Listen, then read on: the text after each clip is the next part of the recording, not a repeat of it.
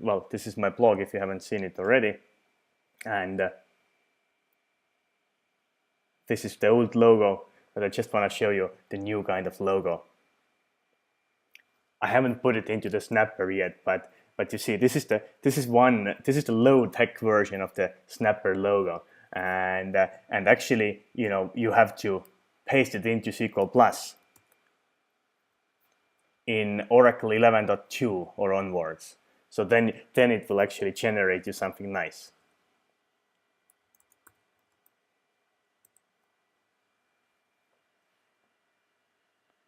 You see what just happened? I'm not sure how fast the screen reacted, but I just pasted this in and it generated me a nice fish with some waves and the sea and so on. And again, I did not spend days putting it together character by character. I actually just used, well, some functions, and I generated this image, right? And of course, I didn't want to stop here. I just wanted to show you how cool the command line can be, and therefore I have a high-tech version of the logo as well. So again, I gotta paste this in just to make SQL Plus a bit friendlier.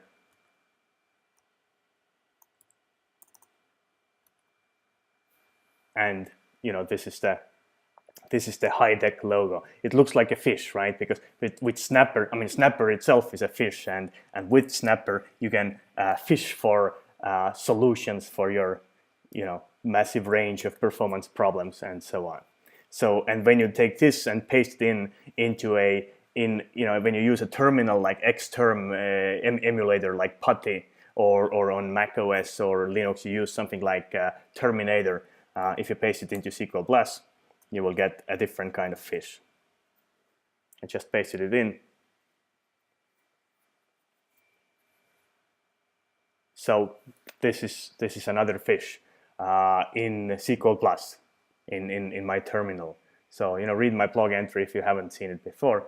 And if you run it multiple times, you will actually see that the waves actually change a bit every time, because I have added a little bit of randomization in it. And again, all of this stuff, I haven't used. I didn't do it manually. I actually just programmatically generated that fish. So and it only took a day. So so it was well worth it when I finally finished it. Anyway, so let's get to more serious business.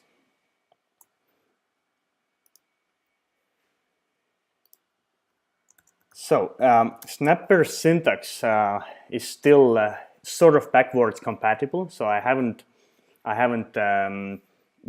changed it. Although let me just run Snapper right now. So this is the old Snapper. So, and usually how you used it, you said like Snapper. Let me go to a different database.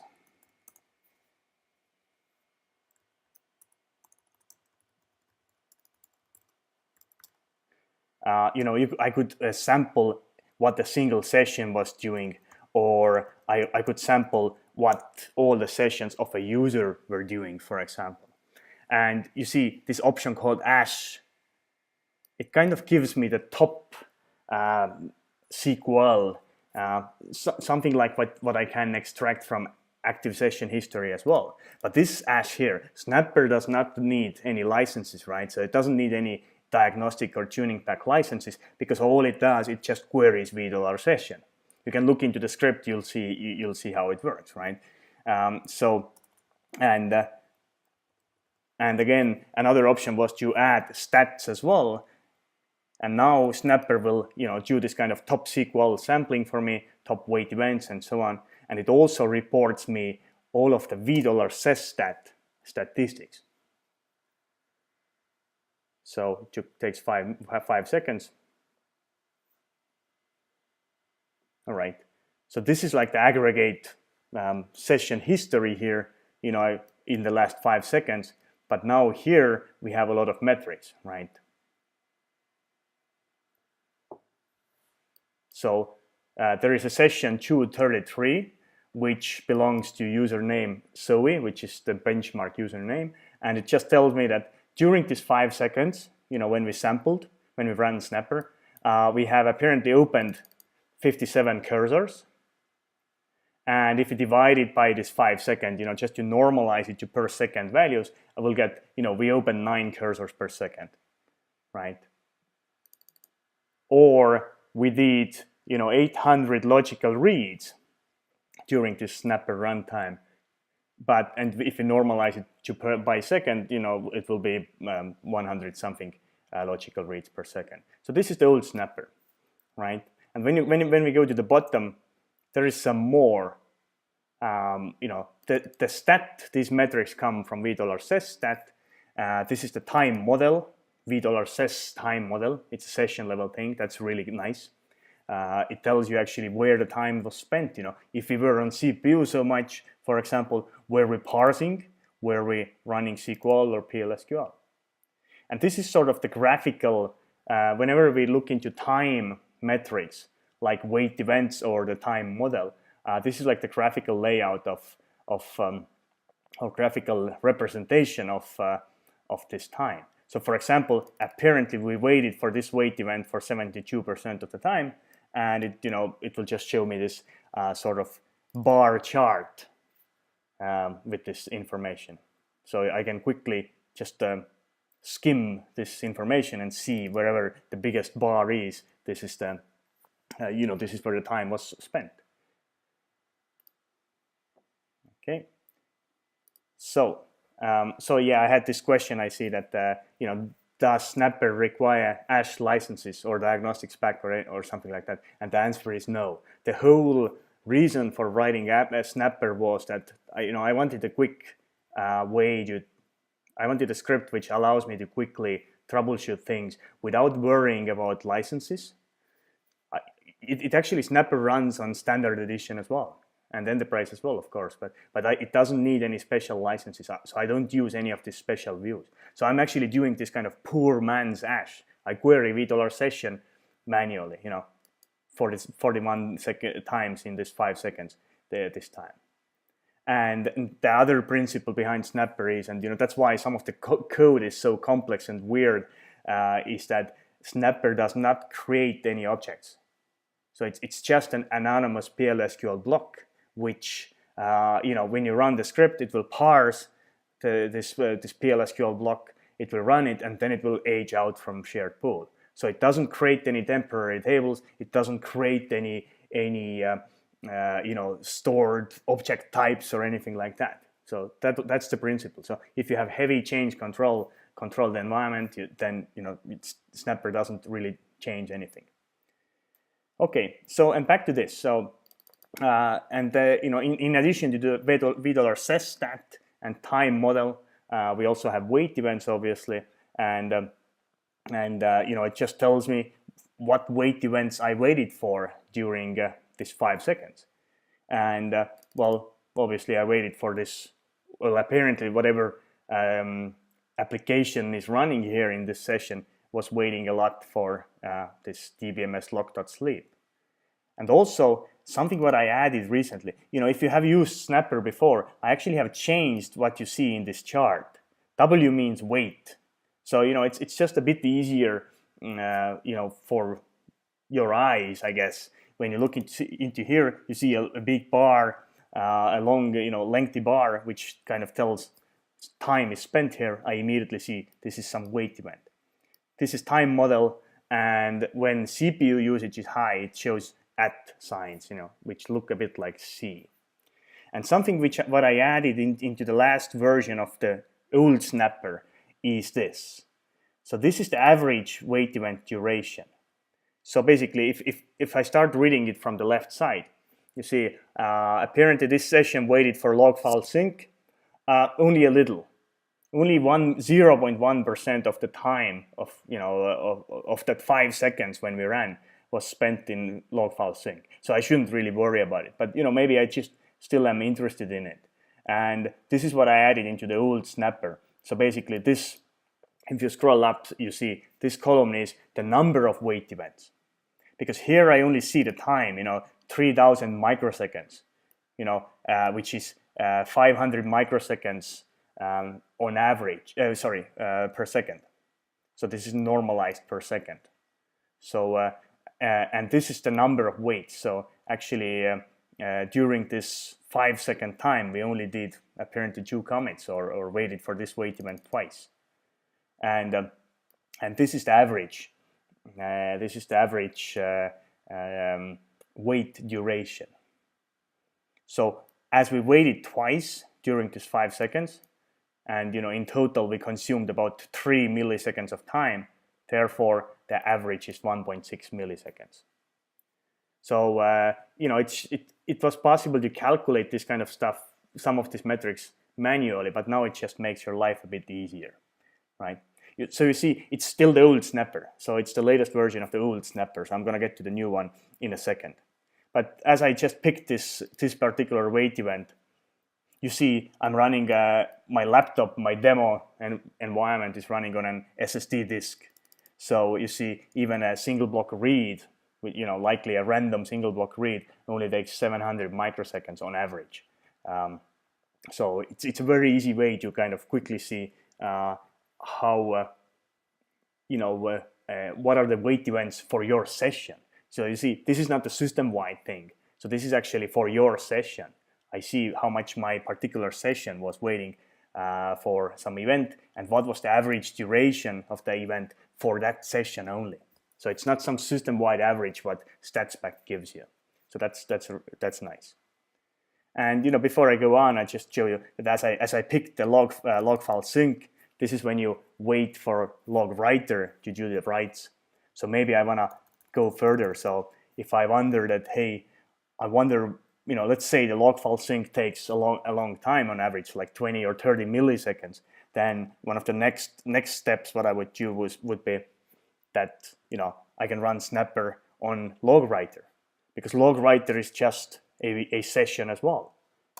Log writer records wait events and metrics exactly like every other session. So I can either find out what is the log writer seed, or there are some aliases or shortcuts I can use log writer directly. So Snapper will figure out what is the seed. And this is now what log writer is doing. Okay, so and you see log writer itself has done 71, well, apparently has waited 71 times for this log file parallel write event, and on average this event has taken 600 microseconds, right?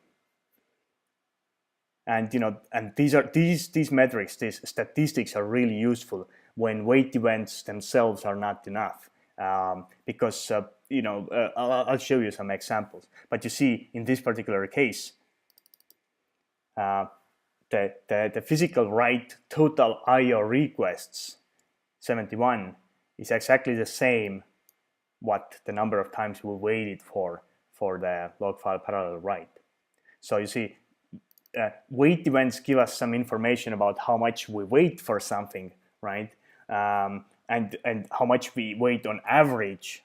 But these metrics, these $stat metrics, they give us much more information about what kind of operations Oracle has done. Even things like redo wastage and so on.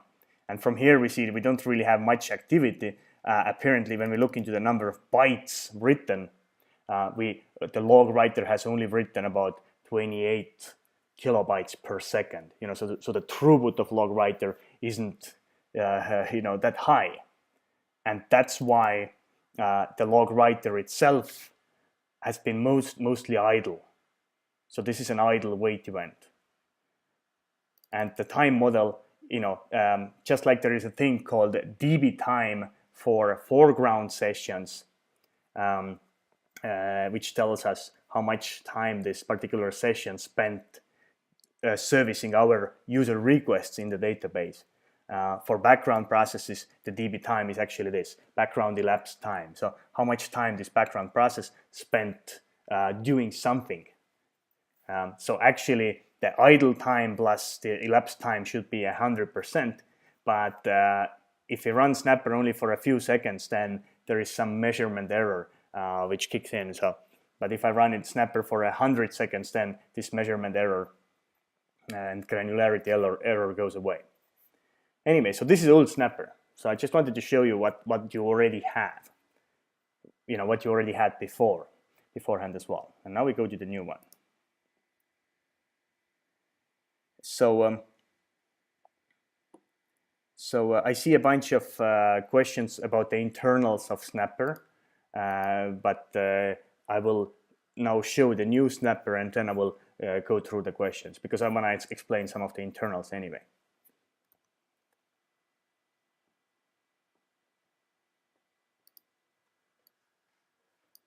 So I'm introducing you to the Snapper v4 world, right? So actually, there was one question: that is Snapper safe to run in production? Then Snapper3, the old Snapper, definitely, because I mean many people use it, and I use it in a lot of places, right? Snapper4, I don't know. I just updated, finished my updates today, so I would want to perhaps test it a bit more. But the worst that can happen is that it just consumes some resource, right? Snapper only queries $V views, and in a couple of cases X dollars as well, if you actually explicitly enable it. So it doesn't set any diagnostic events, or it doesn't use alter system or anything like that, or it doesn't even enable trace. So in that light, yes, it's safe, right? If you run Snapper4 and it takes a minute before it returns or something, then just kill it, right? So there is no problem there. But I definitely want to kind of test it a bit more, just to optimize it. Anyway, so Snapper4, the new Snapper that you can download already. It's beta version, and I expect that there are issues. But in all my basic tests, it did work. So Snapper4 supports rack as well, and basically it queries $GV views now, and I have to say, thanks to Hans-Peter Slot here, I'm not sure whether you're in the audience, he actually wrote the first version of rack aware Snapper, or he converted actually my code, added $GV and added fixes where needed. But I wrote my own version, which is somewhat similar, but I wanted to do it a bit differently. So now I query $GV views, but it's not easy in the sense that when you query $GV views, you're not querying local stuff anymore, and so you have pretty high latency when you query something from another instance. And the latency may be only 10 milliseconds, but if the execution plan goes bad and ends up calling out to the remote node 1,000 times, then it takes a long time. And that's why I actually had to do a fair amount of rewriting just to avoid this kind of looping. Anyway, so rack support, I'm going to show you that first. And then also, you won't need DBMS lock anymore for sleeping. So, as I said, Snapper doesn't require you to change anything, but it needs to access $V views or $GV views, and it also needed to use DBMS lock, right? But now it doesn't need it. I still use it the old way when I troubleshoot stuff, but maybe when you're a developer, or you definitely want to take a snapshot right before your workload starts and take another snapshot right when it ends. This is when I show you the manual before and after snapshot support and how I did it as well. So that was very interesting, I would say. And it also shows you the useful averages and ratios. Well, in addition to the raw metrics, I'm not just showing you ratios, but actually the raw metrics behind them as well. And there is some more stuff, like I'm actually using timestamps now instead of data type, which makes some numbers more precise when some calculations more precise when you run Snapper only for a couple of seconds. Okay, so let's look into rack support first.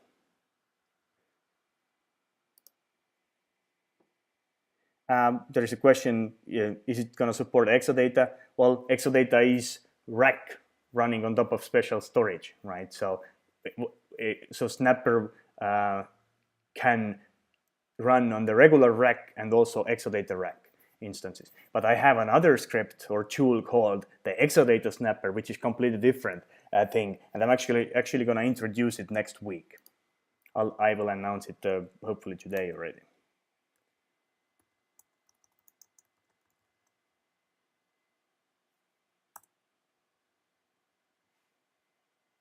So I'm actually gonna run log into an Exadata box. So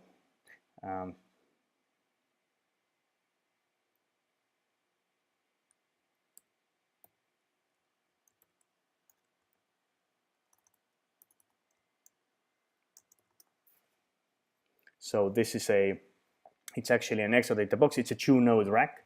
So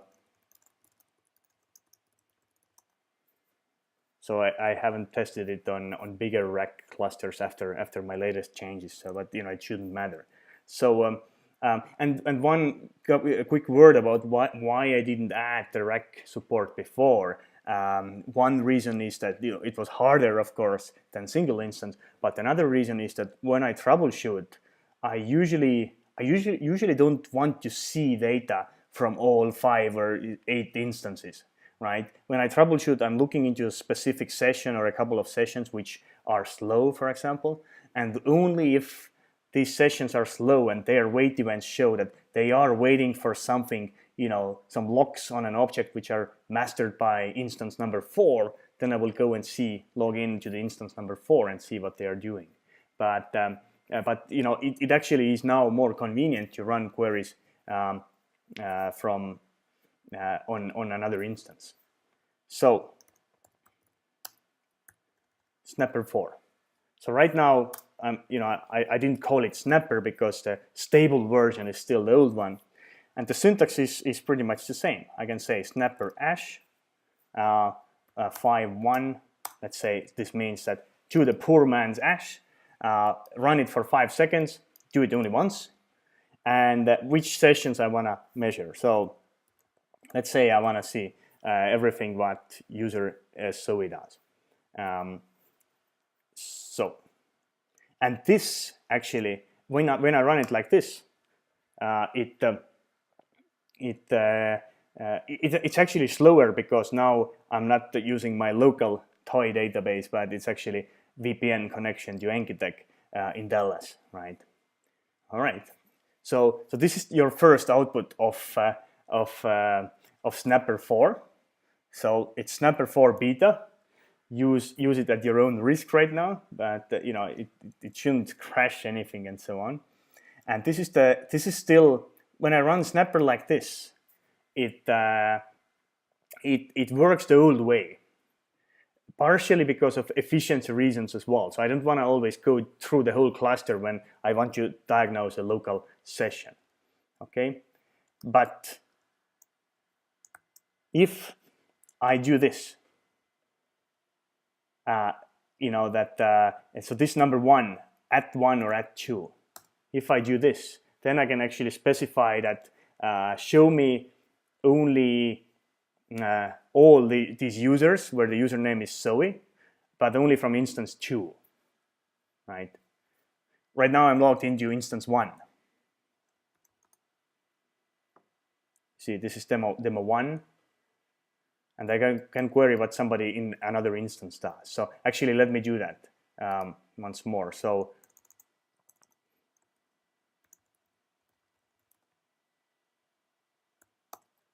I'm running a script called lots.pios, which does a lot of physical IOs in instance number 2, right?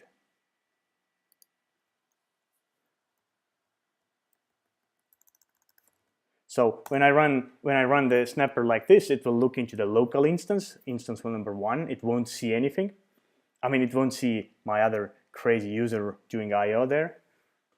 But when I do this at 2, now it will use the GV$ views to sample the information from all instances. Not all. The instance number 2.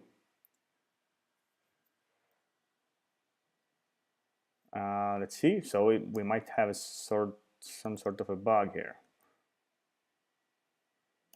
Let me just use the stats as well, so just to get the counters. counters too.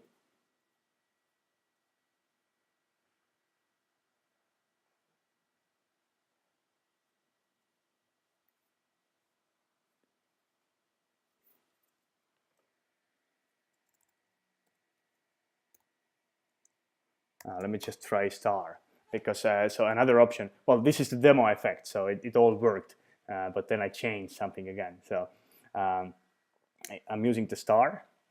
The star then means all instances, right? So if I don't know into which instance I want to look into, then I see all instances. All right. So I gotta see why the number 1 and 2 didn't work, but basically you see. So this is now the aggregate hash sampling from all the instances. So I actually, if I want to break this down, if I want to get the instance ID column here as well, then I can get it. So I will do that as well. But when you look into this metrics, you see there is session with session ID 983, who is apparently has done something. Well, some metrics have been incremented. It's been idle. I think this is the parallel execution slave who was fulfilling my query. So I actually have to eliminate that. But you see, there was a session number 200. You see, this is 200. So this is my session who has done all the weights here. It has waited for a bunch of different weight events. You see all the averages here. It's been 100% busy. So there is a little bit of granularity error here, and I will get back to that.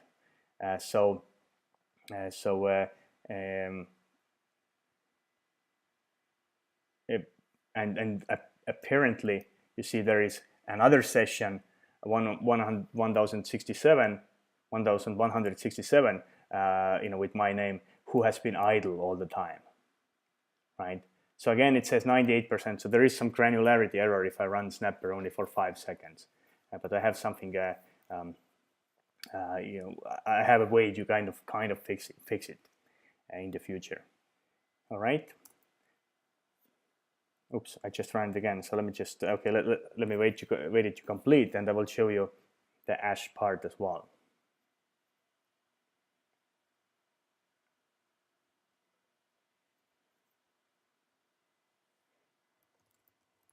Just gonna set timing on as well. Then we see some timing info. So it's a bit slower, but partially because I'm running it over VPN from Europe to America. So one thing. So right now I'm just looking into all instances, right? So I can actually. So this is the syntax what I'm adding now. This has been there in Snapper 3 as well. So I can actually pick whatever columns I want to see here myself, and these are the columns in $V session. So you can look into the code and see what columns you can use. But I can actually say inst ID here as well. So show me in which instance there is the most activity, and yeah, I want to see SQL IDs as well, and I want to see, let's say, weight class. So the plus means that basically these 3 fields here, these will be the columns now. So this will be the top, this will be the grouping columns what will be used for showing the top activity. And now in Snapper 4 we have instance ID here as well. All right. So actually, I only see, I think, 6 entries here. I have this variable. So this is for a quick overview. So I'm not showing all the possible SQL IDs what we saw. I'm just showing you the top ones. And you see all of the biggest activity has happened in the instance number 2. So for the user tunnel, right? But if I say, let's say user Zoe, for example,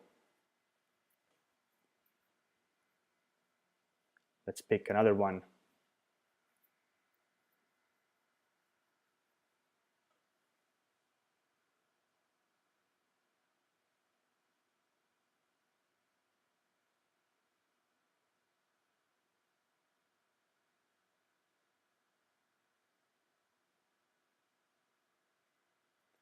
you see it took longer to run. It actually was 24 seconds as far as SQL Plus saw it, even though I only wanted to sample 5 seconds. So part of that slowness is in the VPN, what I mentioned, and the network latency. But there may well still be some inefficient queries which kind of visit the remote instances too frequently. And I'm going to figure this out. I'm going to fix that anyway. But you see, now we see that when we look into the user SOE, most of the activity is in instance 1. Previously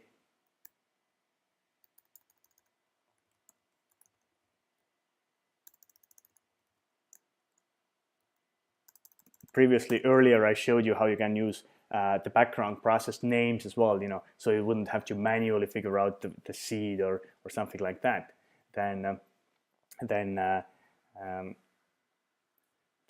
you see, I just looked into what the local log writer was doing, and you see, this is the seed. This is the seed of the log writer session, and right now I'm showing the instance right like this.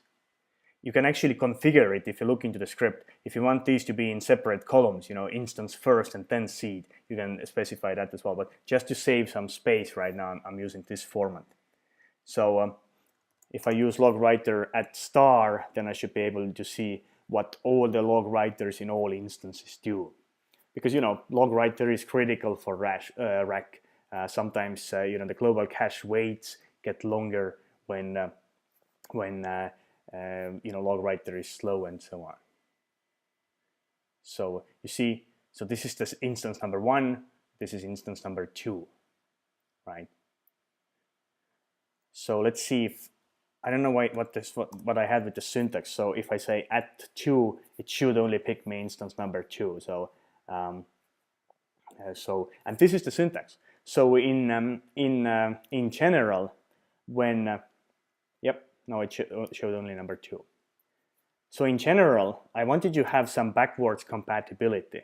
So if you use something like this, that just say use the old Snapper syntax, then it still visits the local instance. So it doesn't go through it doesn't go through the whole rack cluster, right? Okay. So but when you use at something, this is when it kind of goes to other instances. And if you really want all instances, then you just say at star. If you want only one instance, then you say instance number. If you have something more complex, then then you can actually use this syntax as well.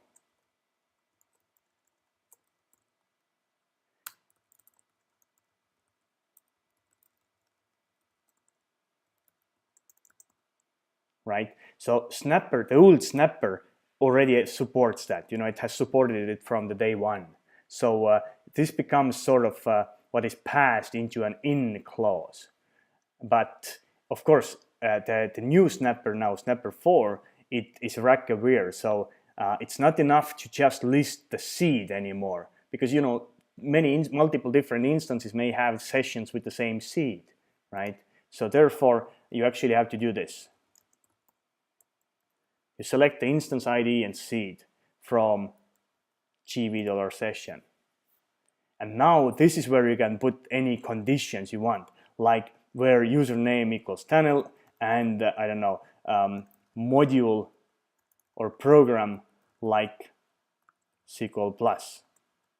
Okay, so you can you don't have to use these static sort of static variables here. Or keywords. You can actually put a query here as well. However, I have to cancel this. So there is one thing. Oops, what happened? I just hit Control-C. I ran it and I hit Control-C and I got this. So this is nice. My session crashed, and it was. I was running Snapper4. But also I was hitting Control-C right when I was running a command. So I'm not fully sure whether this is a Snapper issue or not. But as I think Koskan, you you wish that something went wrong in my demo so I could start troubleshooting it. So let's take a quick detour in there and then get back to Snapper. So I just want to see where it crashed. So we should have something in the trace. But I was hitting Control-C because I wanted to cancel it. I realized something. And I think it had something to do with it. Aha, you see. So this error, to me it looks it really had something to do with this Control-C, because when I hit Control-C, then my SQL Blast client will send an urgent packet over TCP, and when my process in the server side receives this urgent packet, it realizes that, hey, somebody is trying to cancel whatever we are running, right? And something has occurred here when trying to handle this cancellation, and I think that's why it crashed. So I'm not going to hit Control-C anymore. So let's see whether it still crashes. So this was a little detour. Please ignore this. Real life, problems happen, and things sometimes go wrong. So my session apparently exited. So let's see how long this runs. For how long? Set timing on. If it doesn't return in a few seconds, then I will just this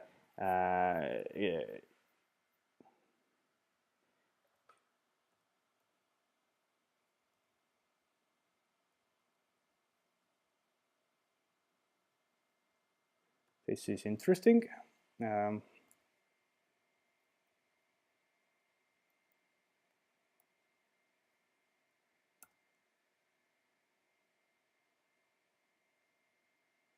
guess running it twice doesn't fix it. So yeah, please do not use this syntax right now. So apparently I have broken something.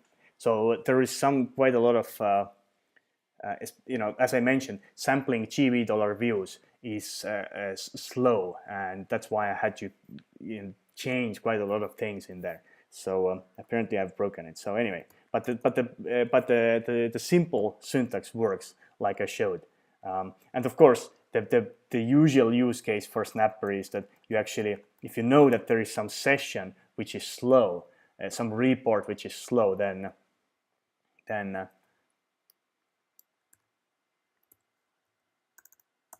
you can just sample this session like this. If you know that it is in instance number 2 and you know it's seed, you'll just say, see what this session in instance number 2 is doing. All right, so that's actually getting more weird now, because it all used to work. As I said, it's a beta tool. So here's my excuse. I maybe didn't change this. Let me just go a different route here for a second. So you know how in Snapper, in the old version, you could put a bunch of session IDs. You could separate them with commas, right? So, but now we don't have only session IDs. Now we actually have instance IDs as well, because it's rack aware. So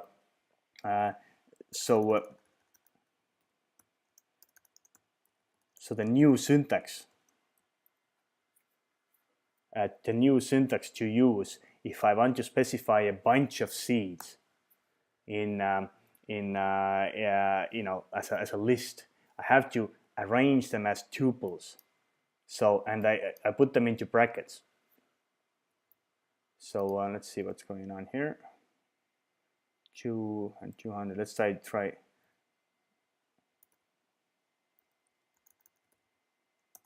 So the instance ID goes first when I use this format, and session ID is next. It gets even worse. So I don't know. So I won't waste time on that. So the rec, I apparently have broken something. But basically, when you use user or program, or you can even get all sessions if you like with the all option. This is how you could get measure all the sessions. But I think I wouldn't use stats here. because $V says that has over 600 statistics for every single session, and if you have like 5,000 sessions in your cluster, then retrieving all of them will take time. But I don't think there is any reason to actually get all the detailed session level metrics for every session anyway. So you might actually want to start from the poor man's ash and identify which sessions or which SQL IDs are consuming the most resource. So for example, I can say here seed as well, seed SQL ID event and so on. So basically, in general, how I use Snapper is that I use the ash method to find out which session consumes the most of some weights or CPU, or there's some other way to find out the problem session, like some scheduling engine, and then I use the session ID to drill down into this specific session. So I actually should use instance ID here as well, because we are looking into we are sampling all of the sessions with this ash. So I really need to know which session it is, or which instance it is as well. All right, so it's instance 1. But yeah, that's really surprising, but not entirely surprising, but not entirely unexpected. But if I use this, so that's one, then something is broken. Looking into specific seed. So anyway, so I gotta fix that. So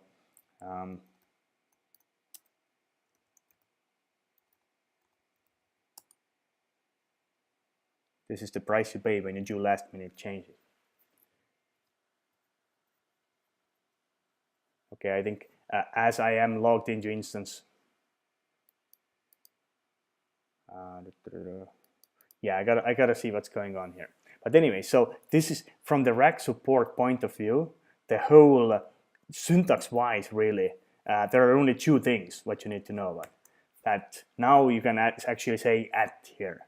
If you don't use at, then it will sample the local session. If you use at star, then it will actually go and look for this session on all instances. Or if you use like at 5, then it will only go into instance number 5. And you can use this more special syntax, like maybe not only username, but where program is like SQL plus all instances. You see what I've done here? So even though there is an equality sign, this is just my syntax. It actually uses like internally. So if I put percentages here, it will sample all sessions where the program is SQL plus, and it will do it in all the instances, right? So now it doesn't show all my other sessions, which are some Java code, but all the instances, all the sessions. So it's the single session which is in instance 2, which is doing this work right now. And when I add stats here, then I should see all the sesstat and all the time model numbers as well. And I should use instance ID here as well. I should specify instance ID. So basically, I wanted to show you 2 things. So now there is a syntax, at syntax, which allows you to specify either one instance or all instances. And obviously, when you look into the ash samples, you might want to break it down by instance ID to see where these weights are happening the most. And previously, the session ID was shown, only session ID was shown here, but now it shows you in which instance it is as well. So by the way, some of this structure and the details and the looks may change, and maybe even the syntax eventually. I'm just I'm practical about it. I'm going to use this Snapper myself more and see what is the more efficient and faster way to use it. And of course, I will announce and document it when I do these changes. So right now I only sampled oops, yeah, I had a typo here. I put the comma here, and Snapper thinks it's the next parameter, but I have to use plus here when I select which columns show up here.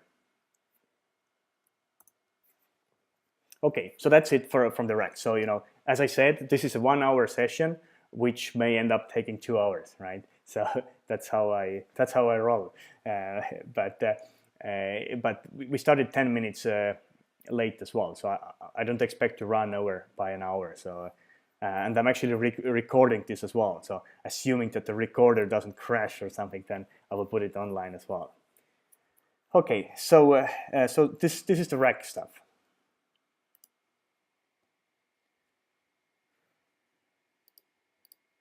So there is one question that this is a. I'm going to show you one more syntax here. So this is one of the reasons why I wanted to make Snapper rec aware. So you can say QC seed or just QC. In other words, the query coordinator. So in old Snapper, you could also use it and just say this, and this would sample you all the sessions of a parallel query or parallel DML statement or something where the query coordinator was this, right? And the new Snapper, it probably breaks when I do this right now. Let's see. If I look into, this is not the parallel slave, any parallel query session anyway. Yeah, so there is some work needed here. So this actually, yeah. So let's just try this yeah, I'm gonna yeah, because I don't have a parallel query anyway. So this is something which is still broken because I'm modifying this. But that's the one of the reasons why I wanted to have it as well. Especially when you have a query where the parallel execution, I guess, a scheduler will put 4 slaves on one node and the other 4 slaves in another node, or all slaves are in a different node from the query coordinator, then Snapper will allow you to easily get the metrics from all of them. But yeah, so right now I think I've broken it again. So sampling GV $views efficiently is actually not easy. So anyway, so that's about rec. I'm gonna go on and I'm gonna leave the questions and answers to the end. All right. So new feature number 2, manual before and after snapshot. So Snapper is sort of partially inspired from Tom Kite's run stats package, right? Basically, Tom Kite had this that you will exec run stats start or something like that. I don't have it installed, of course. Let me just use it like you do something like this, and then you run your select blah blah blah, and then you do exec run stats end or something like that, and it shows you the metrics. And it actually can calculate the diffs or deltas between 2 different runs as well, but I don't do that yet. So you just have to run Snapper twice right now.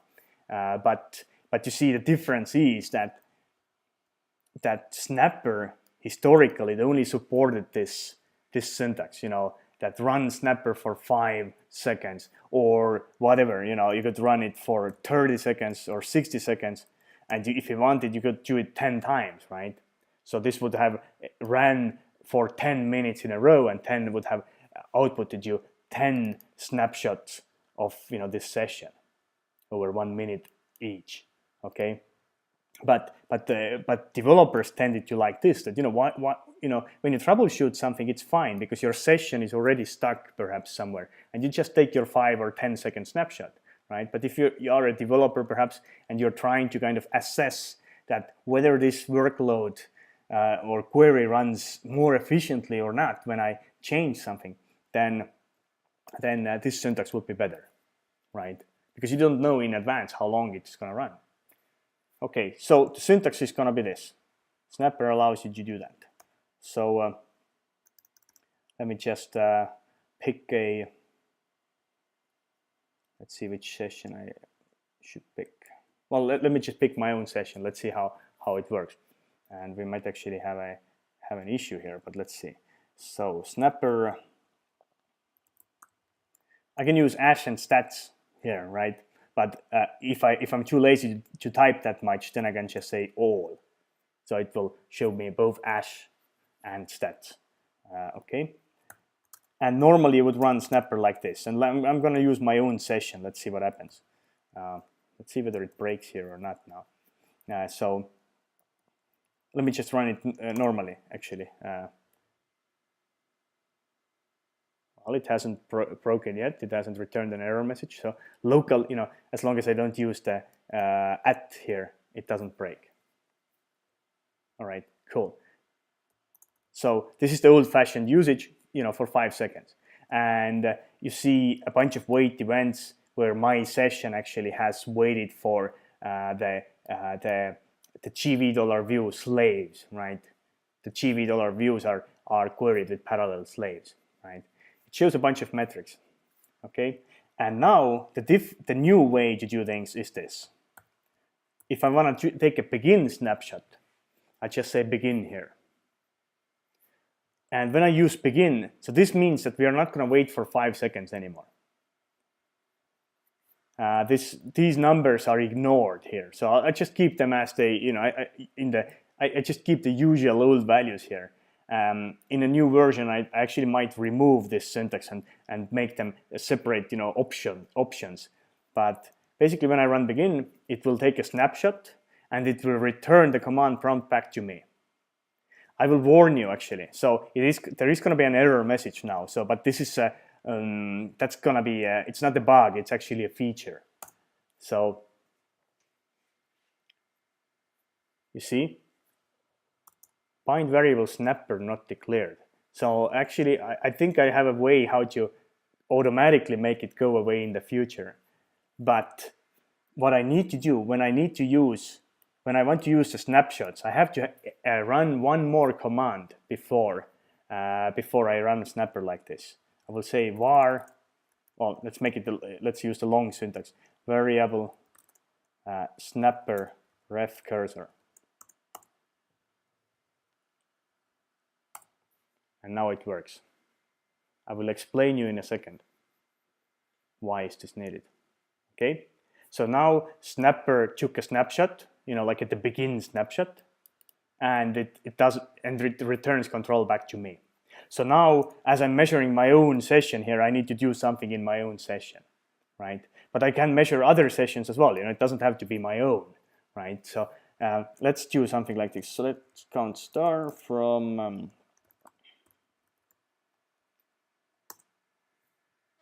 I have no idea how long this is going to run, but I can always cancel it with Ctrl+C.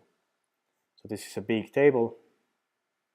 Well, okay, it's finished because it's on Exadata, so that's probably the reason why it was, a few seconds only. Okay, and the second command is end. So now when I have ran my workload, what I want to test, I will run end, and now Snapper takes another snapshot and returns me the deltas. As I'm measuring my own session here, it has some overhead as well, right? My query, my select count query didn't really use parallel query, I think, right? We can check it, right? But some of these metrics shown here are because Snapper itself, did some work as well. Okay, so if you really don't want these overhead metrics, these to poison your data, then you would use some other session, right? So you would have two sessions. In one session you run Snapper begin, then in another session you run your workload, and then you run Snapper end again in your first session. Okay, so what we see here is that in this snapshot we had 58 seconds of time. So basically I spent 58 seconds talking between these snapshots. Normally it was dbms lock.sleep, which was sleeping, was idle, occasionally waking up and sampling $V session, right? But when you run a snapper like this with begin and end, then it will take one snapshot and it will be idle, completely idle, giving the prompt back to you, doing nothing until you run end, and I ran snapper end 58 seconds later. And now I see the deltas here. I won't see any of this ash data for the simple reason that if snapper is idle, it cannot sample anything. It cannot sample $V session because it's idle, right? Waiting for my next command. So that's the trade-off. If you want the ash, then you need to run snapper with some seconds instead of begin and end. Okay. If you ask that, hey, what about actually using the real ash, the diagnostics back ash data here? It's possible, but I don't think I'm gonna do that because Snapper should not require any extra licenses, and also I think the Snapper code is actually I don't want to make it any more complex. I don't want to add more stuff there, so there will be other scripts for that. But anyway, so now we see the similar output here. So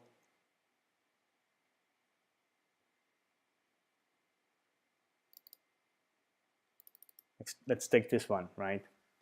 So we during this 58 seconds we have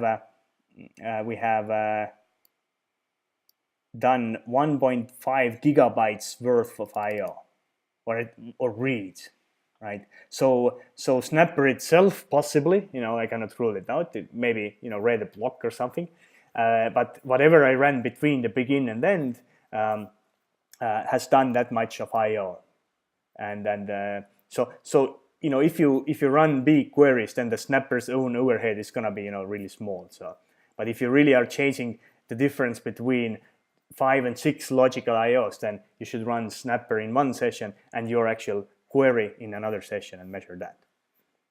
So in 58 seconds we have done that much bytes worth of I/O. It's 1.5 gigabytes, right? If I select this, it's 1.5 gigabytes. And this column is per second, right? So I have normalized it to this per second value. So I have divided this by 58 seconds and I'm showing it in a bit better format. Okay, and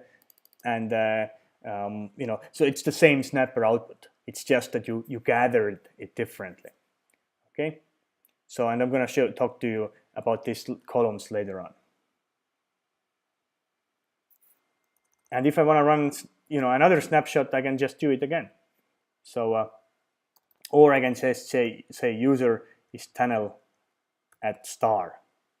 So these let's see if it breaks, but these features should not break each other. I mean these features should all work together. So it certainly worked today morning, but let's see whether it still works. All right, so I took another snapshot.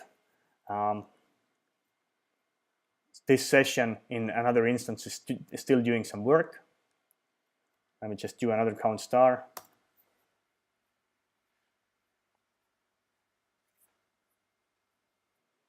All right.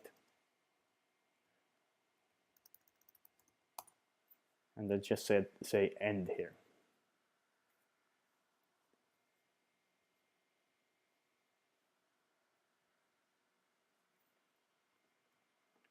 Okay, you see I have listed or Snapper shows that session 200 in instance number 2 has generated some metrics, has consumed some CPU time. You see, this is this @ sign is CPU. I use it for CPU because this sign looks a little bit like C, right? It's like a very hardcore extreme C, letter C. So and this is for time model, and this is for weights. So this is session 200. This is session 1067 who was idle. Okay, now I see why I don't see the other guy, because in the other session here is under sys, not tunnel. But anyway, you already see that we managed to capture 2 different sessions from different instances. So the begin and end syntax is also, you know, compatible with any way, you know, any syntax you use here to determine which sessions to catch. So before I go on to the next feature, I will explain why do we need to use the ref cursor. I mean, if you run, you know, if you create the PLSQL package, you can just say, you know, let's say variable 1 is something, whatever it is, and variable 2 is something. Now you start, right? Okay. I'm not going to run it, so obviously it's not going to run.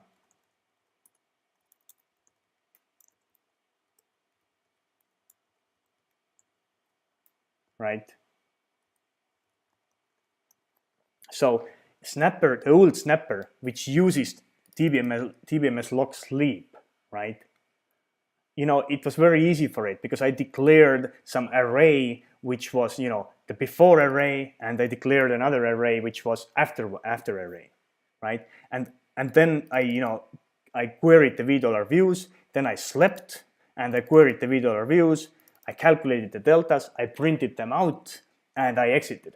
And this was when this PLSQL call ended, right? So this is when all the memory structures were thrown away. Okay, but what I want to do now is this: begin, you know, var1 equals something, end, right? And now I run my user SQL, and now I say begin, you know, print var, let's say var2 equals something, you know, the second snapshot, and now I want to calculate delta equals var2 minus var1, right? This is what I want to do, but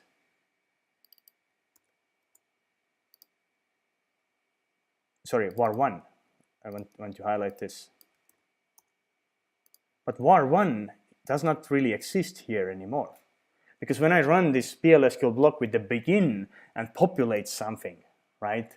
I populate the PLSQL array or some sort of a collection and so on, which is in memory. The moment this PLSQL procedure or block completes, this memory will be thrown away. It's going to be empty. So next time I run this end, you know, snapper end, and try to access var1, it's not there. It's thrown away already.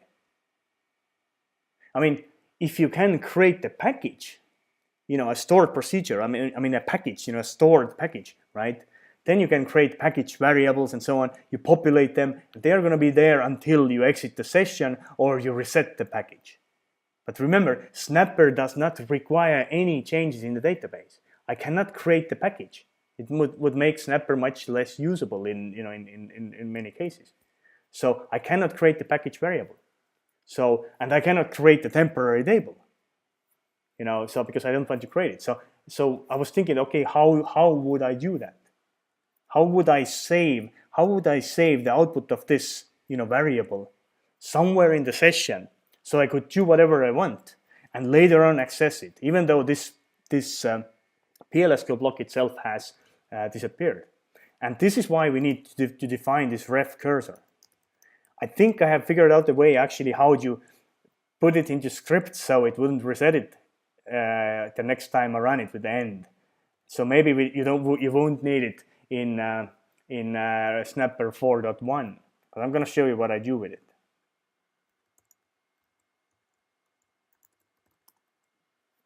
Oops, this is the old Snapper, so I want the new Snapper.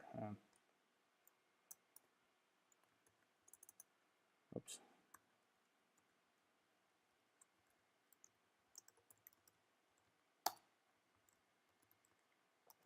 Oops, this is, you can ignore that.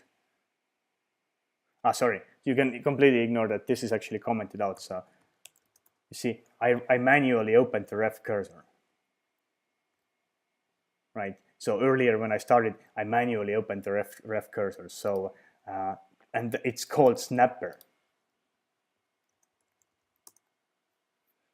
Okay, So this is the magic, how I am able to save some data for further use in PLSQL in some other PLSQL block, even though my first PLSQL block finishes and should clean out after itself, should actually throw out all the memory and all the arrays it's using. But basically what I do is that if I'm doing a begin snapshot, these are all old functions, somewhat modified, but if I do a begin snapshot, then I will open this ref cursor for this statement. So this is a PLSQL array, or this is some collection. This is where I keep my data, right? So just before exiting Snapper, exiting the begin snapshot, I will open a ref cursor. I only do it if actually I'm using begin or end, because I don't want to always define this ref cursor. Otherwise, the script won't compile or parse properly. But if I use begin and end, then I will, before exiting, I will open a ref cursor for this statement, and this will persist it. So basically what I could actually do is, if I hit var, just to show what variables I have some other variables here as well, bind variables, right? And there is one variable called ref snapper. So I can actually use print. I can use print snapper, but right now there is nothing in there, so it's sort of like an invalid ref cursor. So you see, it doesn't have any any data or proper state, right? But when I say again, let's run Snapper.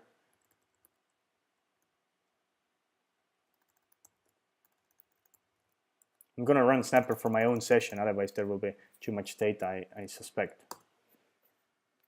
Okay, so this, if I use begin, it only takes the current statistics from $sesstat and so on, and then it exits. But before that, it actually will, open the ref cursor as I showed. And this ref cursor is going to be here until I actually fetch something from it. So I actually can use print statement to fetch from it.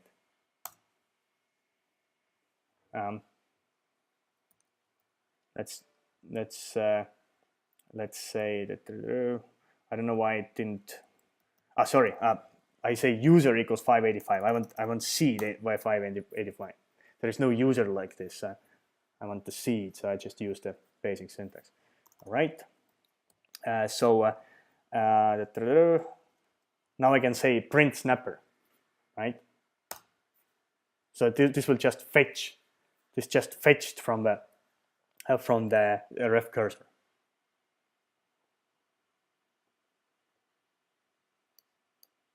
I actually see. So these are the metric values, and I already see that I should maybe optimize it and not keep the 0 values here at all. But you see, this just opened the ref cursor. And now if I use snapper end, it will probably fail because I already have used this ref cursor. Yeah, you see it says invalid cursor, right? Because I kind of manually went and already used that cursor, right? But this is how I do it. So when I use the begin, I will actually open the cursor, and when I use end, then I will just fetch this from this ref cursor, and I will do a bulk collect back into this array where the data is supposed to be. And I'm actually using, you see, the dbms debug varchar2 collection to store the data. So you see, the dbms debug varchar2 collection is just a collection of varchars, right? Because again, I did not want to create my own PLSQL store type or collection type for that. But this dbms debug one is there in all databases, well, all modern databases anyway. By the way, Snapper4 doesn't support Oracle 9i anymore, but Snapper3 still supports it. And right now, Snapper4 needs Oracle 10.2 onwards, but there is this small fix I need to do to get it to work on 10.1 as well. So anyway, so the ref cursor trick is which allows me to do before and after snapshots without DBMS lock. All right. And before I take more questions, I will look into the last feature as well. I think I need to take a sip of water, so hold on for a couple of seconds.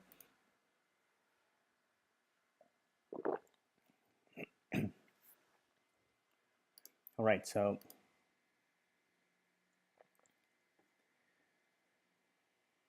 yeah, I see a bunch of questions. I'm gonna go through them later on. So maybe somebody already wants to leave. So the first two options were more about data collections. More power and more flexibility when collecting data. And I use timestamps now and so on. So that should help you make some calculations more precise and so on. The third one is something which makes Snapper only slightly more intelligent. As I've said a long time, that Snapper actually doesn't solve problems for you.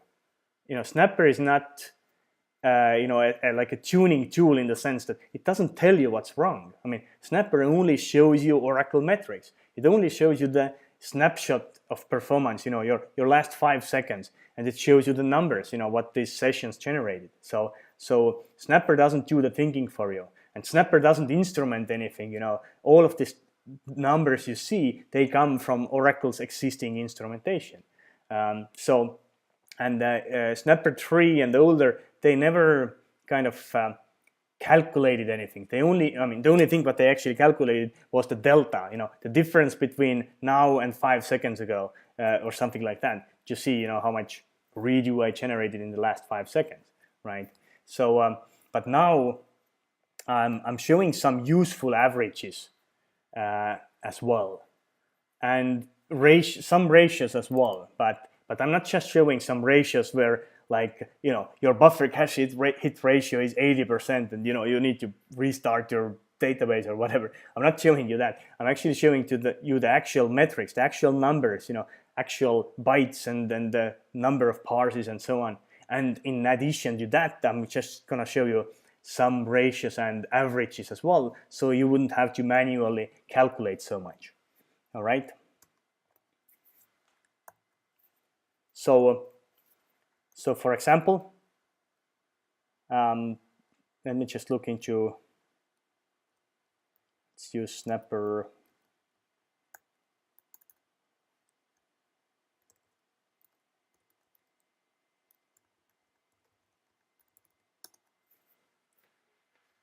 Oops, I should have used all instances, but let's see what comes up out of that.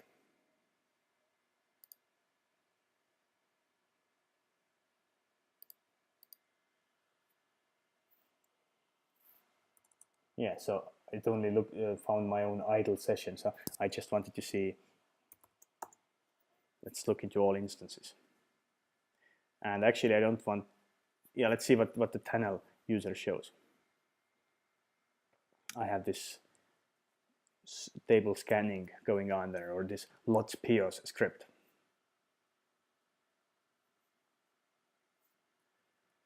All right. So basically, this is the output. This is what I added.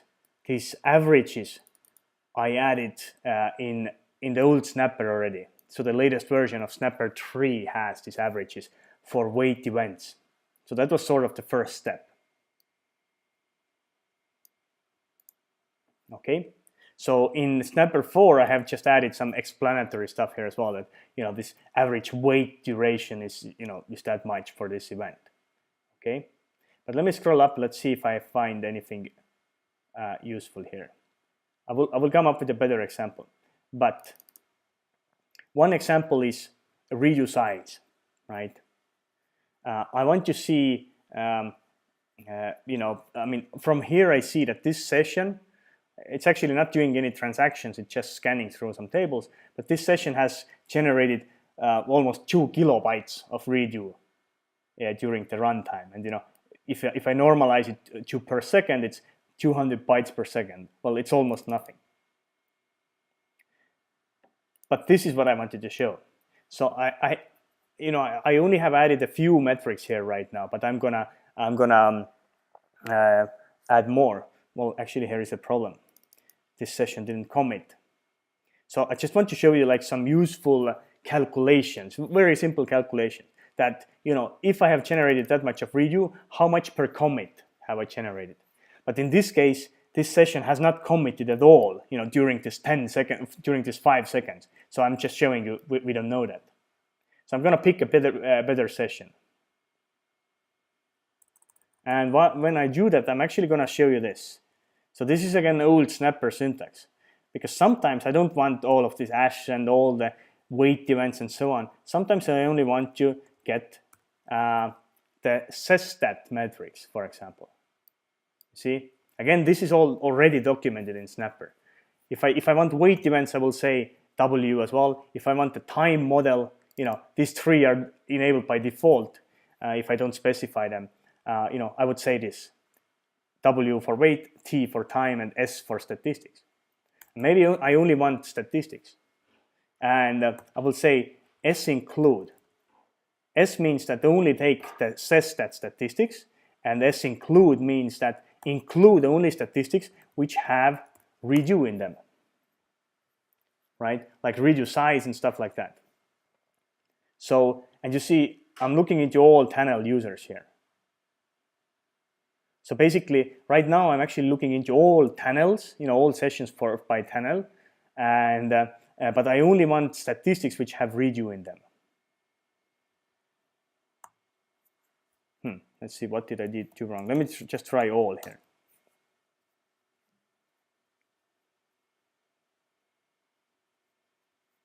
Gather S, include redo. I may have to add some sort of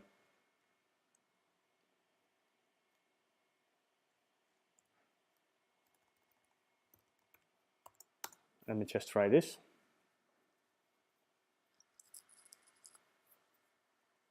Because the SOE, this is the user which has a benchmark and does transactions and so on. So let's see that. Okay, I gotta figure out what was going on, but this is what you get with the beta product. All right, so it found out so let me just scroll up. You see, these are all the different sessions now, right? 391, 589, and so on. And it only included all the redo related metrics, right? So actually, if I only want redo size, then, well, I can actually use a regular expression syntax here. Something like this.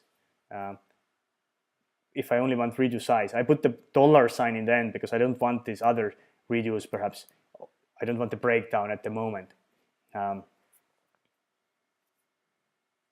Okay, I can use again, if this syntax is new to you, then I recommend you just read through the the documentation in the beginning of the script, and then also the script itself. Okay, I think now I found a little issue here. So basically, what I wanted to show you here is that what is the average redo per commit? Okay, so I didn't use this syntax before, but you see this session has generated 200 kilobytes of redo, which is roughly 39 kilobytes per second. And now I wanted to show you the per commit, but I know what's going on. As I only included this redo size here, now this script doesn't even fetch the number of user commits, so it doesn't see any commits happening. So I'm just going to use the default. I'm going to go back to default. I'm going to use the default syntax right now, just to show how this feature works. And then I'm going to do another demo which shows how you apply this to network round trips and so on.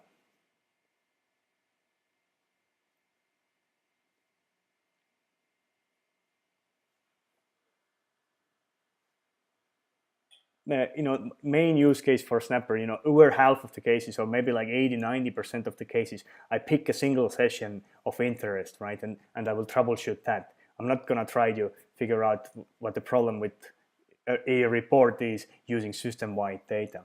But I will fix these issues. So let's go to redo size. So for this session, again, this session has done about 37 kilobytes of, or has generated 37 kilobytes of redo per second. And this is what I wanted to show you. So there are some metrics where I have already added this useful, I guess, averages or ratios, right? And so, I mean, it doesn't. I'm going to show you the code as well. There is no complex logic there, so it does actually just simple, division and so on, right? So that you wouldn't have to manually calculate so much. And right now, where I haven't added this explicit calculation, I just show you per execution numbers. But I'm gonna, for some of the metrics, I'm gonna change this to something more useful as well. So right now, perhaps I can look into physical I/O requests per second.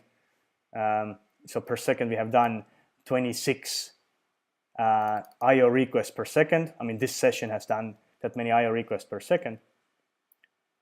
And it shows that it's roughly 0.3 I/O requests per execution.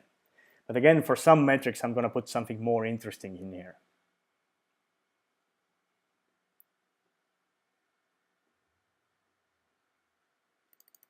So let's see, what else do we have here?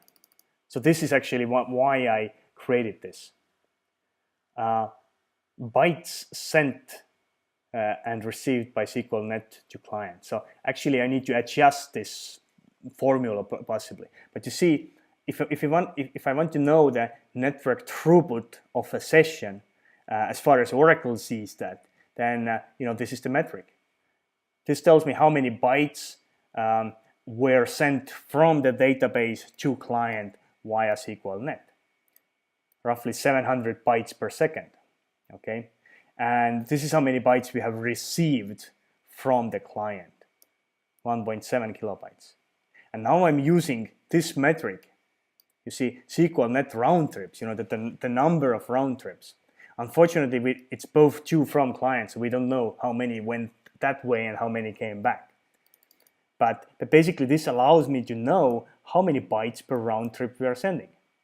So this is per execution. I haven't added this just yet. Right. So again, this is something which once I add more of these formulas or calculations here, it just makes my life a bit easier. Again, it will save you 5 or 10 seconds when troubleshooting that urgent issue, or maybe something pops out easier that way as well. Because right now I'm going to show you an example, but you see we only are sending 80 bytes per round trip, so we are not sending too much data back per round trip, and so on. So apparently we don't have much parsing going on, but in the execute count, I show how many executions per parse are done. So I'm not happy to just show some percentage, like 99 executions per a parse or something. Well, not in a percentage, but if parsing is going on, it will actually show you how many executions per parse are done. So if you see only one execution per parse, then it's a good indication that you're not keeping your frequently used cursors open, right? There is another metric called session cursor cache hits, right? We have had 100 session cursor cache hits per second, and here I calculate, it happens to be the same number because we didn't see any soft parses, I think. It tells us how many soft parses were avoided thanks to cursor cache. I'm going to run another script just to show you more about it. And here is another one which tells, okay, here I show a percentage, but we actually see the real number as well. So somewhere up there, up in the output,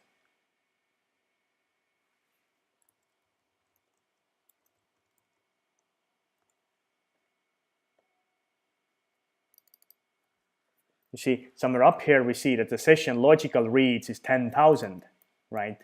This session has done 10,000 logical reads during the Snapper, snapshot.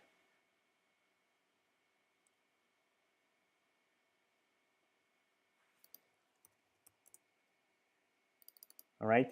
So We did 10,000 logical reads, but in 2,000 cases, we did not have to do the logical read. We did not have to do a buffer get because we already had that buffer pinned, right? So it's total 12,000 block visits, but 2,000 out of this 12,000 did not require a buffer get because we already had this buffer open and pinned for our session. And this shows then this metric that 17% of buffer gets were avoided thanks to the buffer pin caching or buffer pinning. And again, it's not just a percentage. I mean, I can actually look into I can scroll up and look into the metrics and see what is the total number of logical IOs and so on. I'm just going to show you one more example. So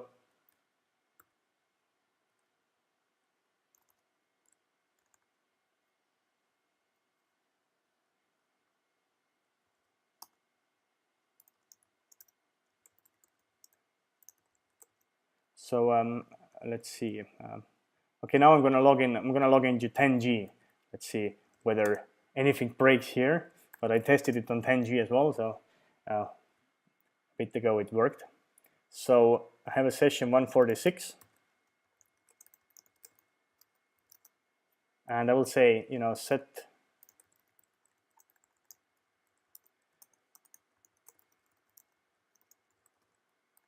all right.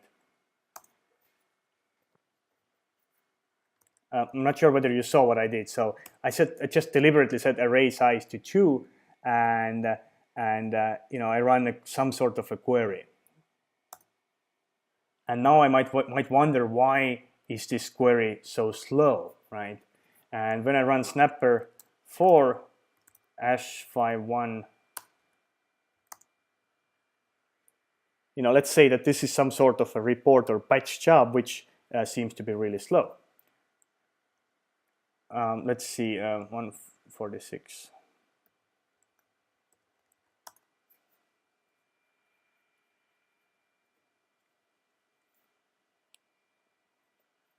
Okay, so I added the stats as well. I need to see what's going on. But you see, if I look only into the hash numbers, you see it in this 5 seconds it's sampled 47 times, and you see it's not very active. It's only 6% of the response time it has been active. At least that's what it says. And when you look into DB time, DB time is how much time your session was actually working for you. And you see, DB time also kind of confirms something similar, that it's a bit different. It comes from a different source. It says that 4% of the time. This session was only active 4% of the time. So it actually was idle 96% of time. So this is wrong. I couldn't fix it. I couldn't figure it out properly by now. But DB time will have this extra, a bit more complex calculation, which tells you if there is any unaccounted time which is lost thanks to CPU scheduling or instrumentation problems and bugs and so on. But it doesn't work at the moment. But what I wanted to show you is this. We are idle, right? We are spending plenty of time, sending data we are spending a little time sending data to the client. But if I look into the wait events, there is one wait event which is an idle wait event. That's why the hash data doesn't show that. Idle wait event is where your session is idle. It's not actually working. It's waiting for the next command from the client. And you see, over 90% of time is actually, this session was idle. We already know it from the DB time, right? It was idle, waiting for next command from the client.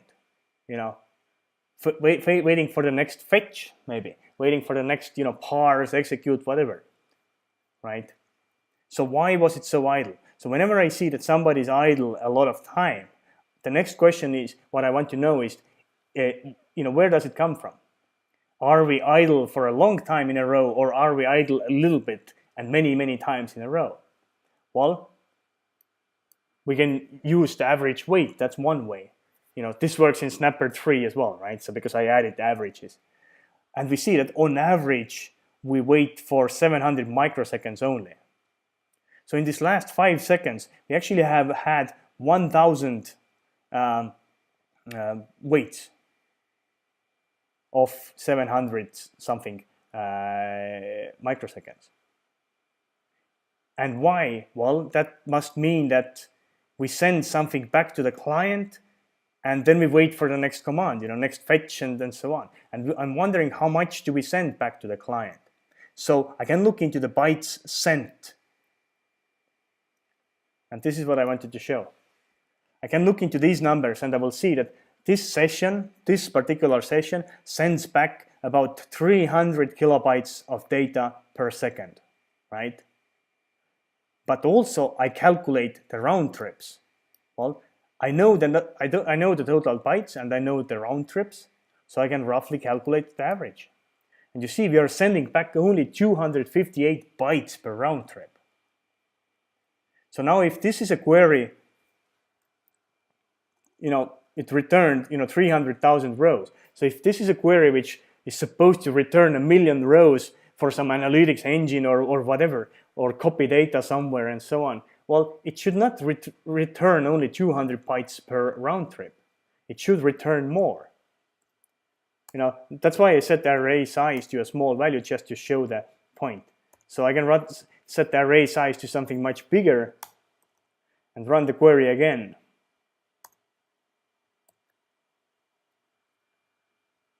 And run Snapper again as well.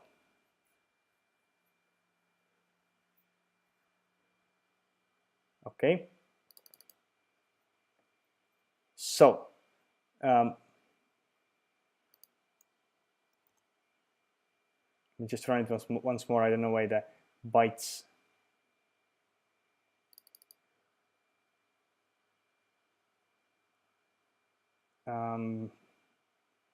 The bytes per second has gone down. So that's actually interesting because it used to be 300 kilobytes. But so that's actually kind of unexpected.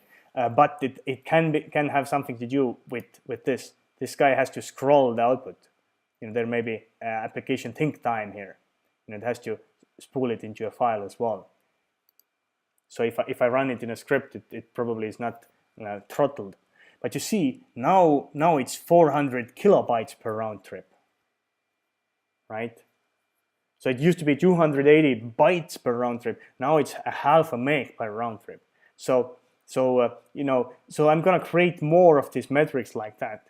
So that in addition to the raw metrics, there will be something, what you can just take a look at, and so you wouldn't have to manually calculate these things, right? And I'm gonna fix this, so this is gonna be useful as well to find out the unaccounted time, due to all the bugs and scheduling latency and CPU starvation and stuff like that.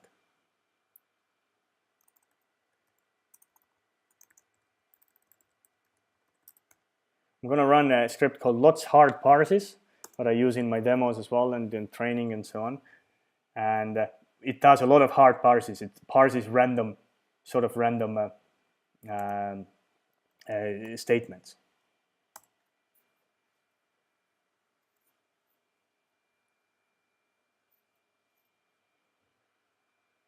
Right. So this script did, you see, hard parses. It did about 2,980, almost 3,000 hard parses per second, right? So it did that many soft parses, and all of them ended up doing a hard parse as well, because the cursor, what we wanted, was not in cache. And then we have executed this query as well. And you see, this is I have added some metrics here as well. So right now they're very, very simple, just one. So that we have one hard parse per execution. So in this session, during the last 5 seconds, every query which was executed was also first hard parsed. So that's not really good for optimizing, or that's not good for OLTP and frequently executed queries. So I'm going to kill it, and I'm going to use another script called lots of soft parses. which only parses one query and runs it again and again.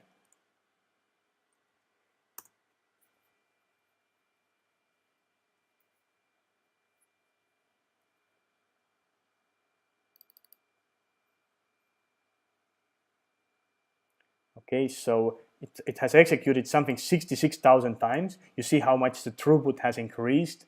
Instead of 2,000 or 3,000, now we don't do a hard parse. And actually, it's not doing any parses at all because it has cached the cursor. And I think this is the PLSQL. It's a PLSQL loop. What I'm using. It actually keeps the cursor open, so we don't see any of a cursor related or parse related metrics here.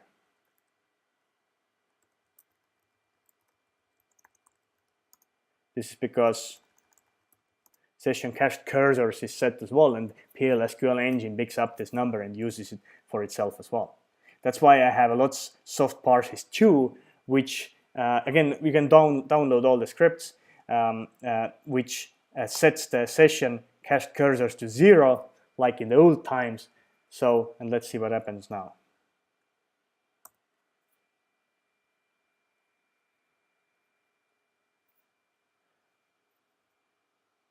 Okay, you see, okay, so these are really small numbers. 0.69 in times 10 in the power minus 3. So it's a parse times CPU, but let's see, right?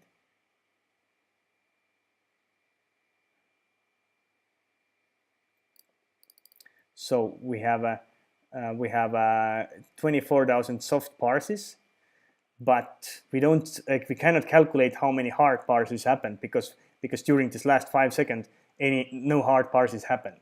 So which is a good thing, right? So we didn't see any hard parses happening. That's why we cannot calculate this. All right. So this is a measurement error. So this is because some of these metrics, when you have a long-running PLSQL procedure or query, are updated every 5 seconds. So if I actually run Snapper for 30 seconds in a row, then these measurement errors, where sometimes it's over 100%, sometimes it's under, they will kind of diminish and then they will kind of fade away. So I'll show you that as well. But you see, the time model metrics are very useful as well. Again, Snapper4 also has that. You see, they're very useful because they tell you more. They're not about the wait events. Wait events tell you one thing, but this is like a different angle to the same data. No, come on. So this session was idle.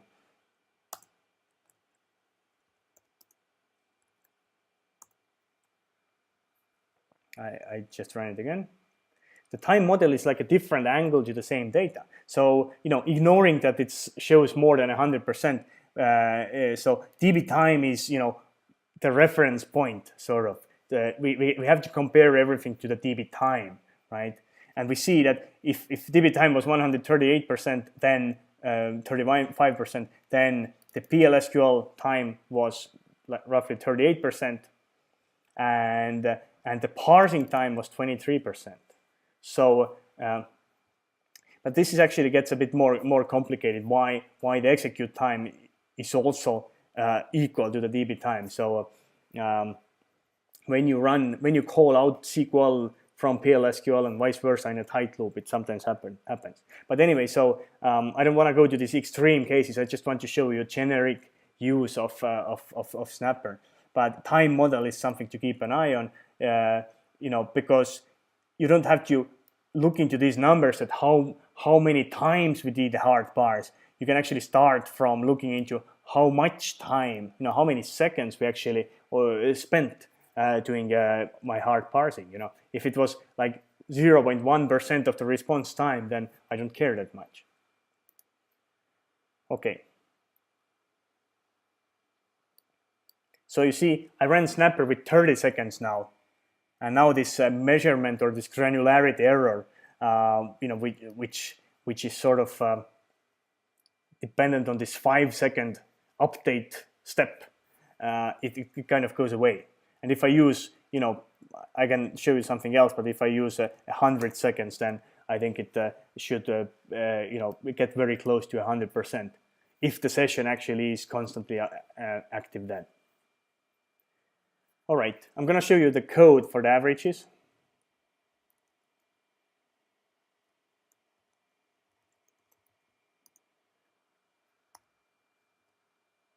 So there is a function called getUsefulAverage. So when I print out these metrics, then for every metric, I will check whether this particular metric has a sort of a useful average associated with it. Okay, and I only have put these here just to show you, what's coming. And over time, I'm gonna, revise it probably, but I definitely will add much more here. And basically, what I say here is that whenever the metric name is bytes sent to the SQLnet via client, then I will divide it by the SQLnet round trips to and from client, right? So I may need to adjust this algorithm a bit, so because we know how many bytes were sent and how many bytes were received, but the round trips figure is both ways put together. So there's some limitation here. And when the metric is redo size, then in the end of this output, I will show redo size divided by user commits, and so on. And the buffer is pin count is a bit different. It's not just basic division. I actually have to take the buffer is pin count metric, and I will divide it by the same metric plus the session logical reads. And actually, I see I thought I need to add brackets here, but I actually have the brackets needed here already, so that's fine. So this is where I will kind of add some very basic intelligence into Snapper, but it still won't tell you what your problem is. I mean, it still won't fix your problems itself, but it will allow you to extract numbers easier from Oracle, so you could decide. So I actually have called Snapper in the title the most advanced Oracle performance troubleshooting script out there, or something like that. And the emphasis is on the word script, actually. Because, Snapper is an awesome script, but it's not as advanced as ADDM, for example. So, ADDM actually has some pretty hardcore logic in it for actually recommending you some solutions in plain English and so on. And Snapper is never going to be something like that, right? But Snapper is, Snapper is what you use when ADDM doesn't help you. You run ADDM, sometimes it helps, sometimes it doesn't. And when it doesn't, then you have to use your own brain again and look at numbers, right, yourself. And Snapper allows you to extract this easily. Okay. So I'm trying to figure out this unaccounted time as well to diagnose like instrumentation bugs. And this actually is pretty lengthy and ugly code, and it is wrong right now. So the db time comment. But anyway, Snapper is gonna continue to evolve.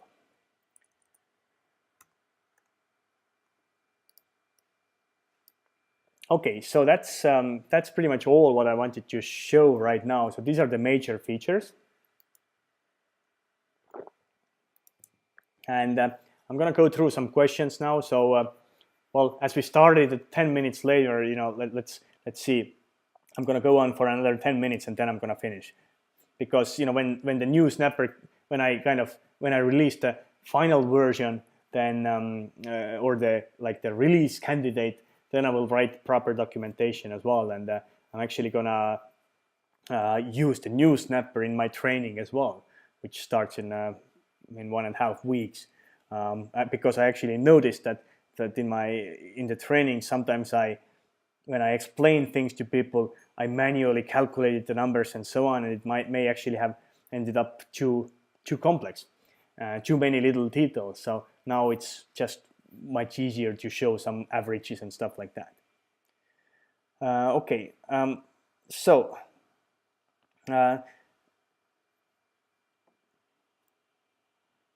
There are a lot of questions here.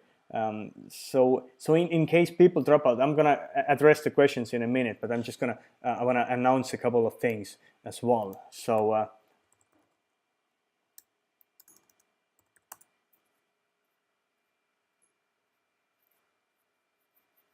So I will announce three things. So if you use Exadata, then I want to tell you two things. That in August 5th and 6th, again, this year as well, there is Enkitech Extreme Exadata Expo happening again, and it's almost exclusively Exadata related. So it's pretty much it's all Exadata plus a couple of sessions about the developments of big data in enterprise. And you can actually submit your abstracts as well if you already are an Exadata DBA or developer. So that's one thing. So keep in mind enkitech.com/E4. Another one is that I'm going to have another session like this next Thursday, but it is going to be about Exadata Snapper. So let me see if I have some output. I'm going to show you a slide of that. So you would see what the Exadata Snapper looks like. It actually is a different tool, and they kind of complement each other. So conferences, UKWG.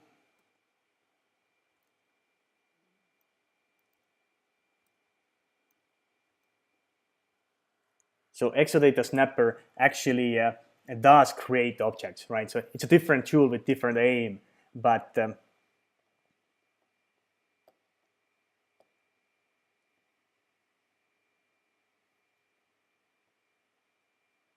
just going to use this. So basically, so this is the basic output. There is advanced output as well for Exadata troubleshooting, but basically this is a basic output. What you can see. Basically, you can run Exadata snapshots or snapshots on sessions as well on Exadata. It stores the output, the data in some tables, and then later on you can run diffs, like reports on this data, just like AWR, but it's session level. And it's Exadata specific. You see, it shows you what this session was doing, and the units are in megabytes. For example, it tells me that this session has done 2 gigabytes worth of physical reads, but actually the storage index is saved 1 gigabyte. Therefore, we actually had to, from real disks, we only had to read 1 gigabyte. And we only had to process 1 gigabyte worth of blocks inside the storage cells.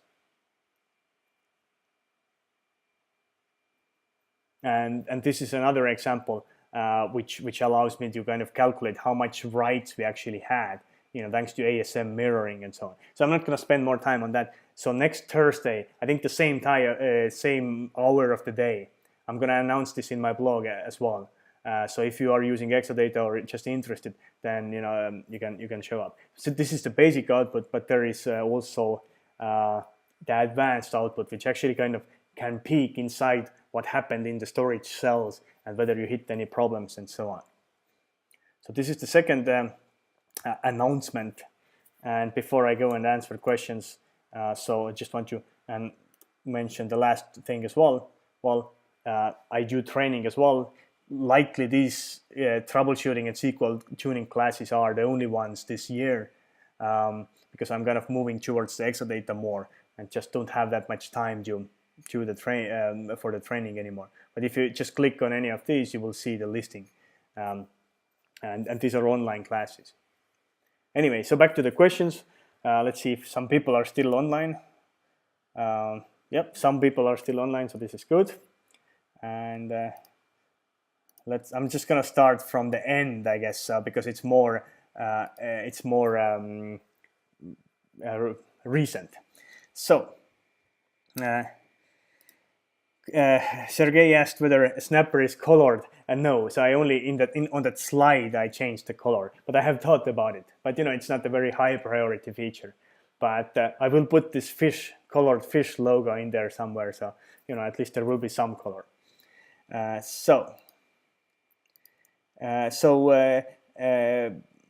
Pavan, I think I'm going to skip your questions you sent to my blog. I still remember this right now because these are more about internals.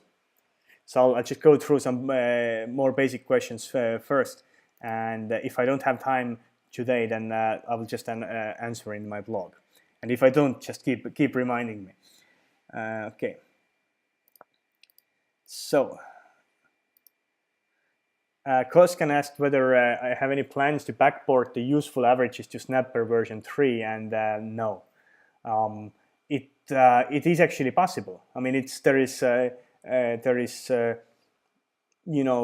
is actually nothing which wouldn't which would stop you. So it's because it's not tightly coupled with the GV dollar views. So it is possible, and just if you want to do it yourself, and if it works, then I can publish it.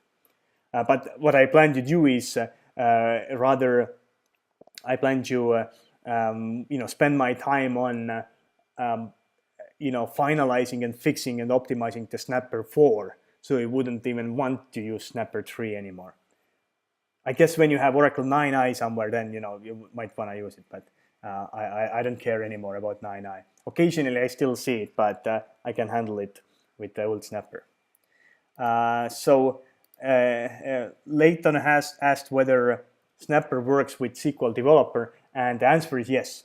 But it's not published yet. So, or I haven't published it. I now have forgotten who was that who made the little fix. So basically, let's put it that way. Yes, Snapper has worked with SQL Developer after a couple of small fixes, and I think give me a week and it will work, and I will write an article about it, because I like SQL Developer more and more every day. So yep. And Sergey asked about HTML output. Actually, I have had that in mind as well. So that would go together with SQL Developer, actually. So one day, I would want to make Snapper, like a report in SQL Developer. So when you run it, you can get the output, and why not HTML? Okay. So what else?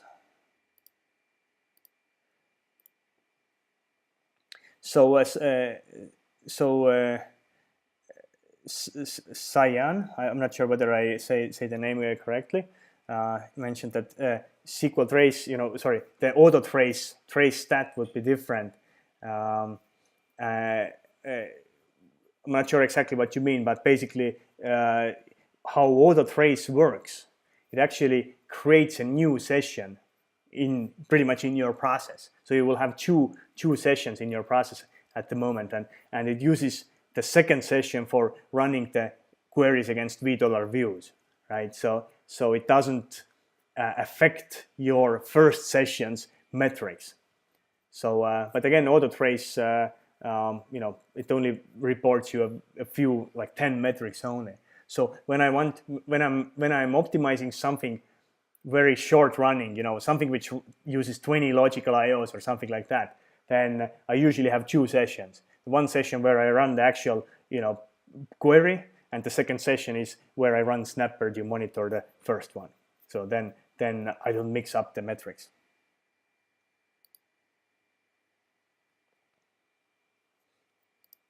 Okay, so so arrays. So Cyan mentioned that this example, this mention about auto trace was about array size when I set it to 2. Yes, auto trace would have shown that as well, that how many bytes were sent. Okay.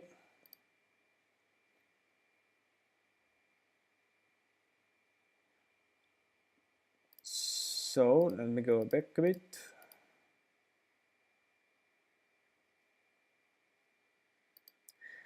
So Paul, so I'm not gonna show them how to use Snapper to pinpoint what session is causing a problem. So at the moment, so that would be a topic for another session or the training. So right now, I just wanted to show you the new features of the Snapper. But basically, there are different scenarios, right? So when your CPU utilization is too high at 100%, right, you can use Snapper with hash option just to see which SQL ID is the top one, just like you would do it from the regular hash.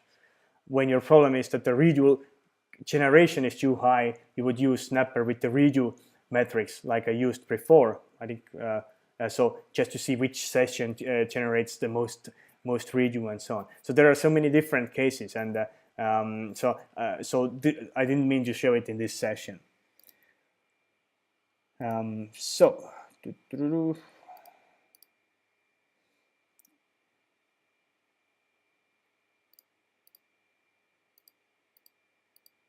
Okay, but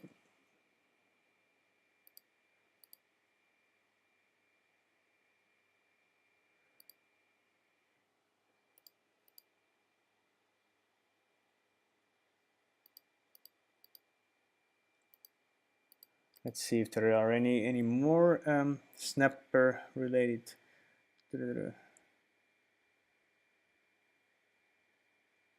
So Mustafa asked, what is the legend for the graph? Which is a good question. So basically, what does this mean? I understand, right?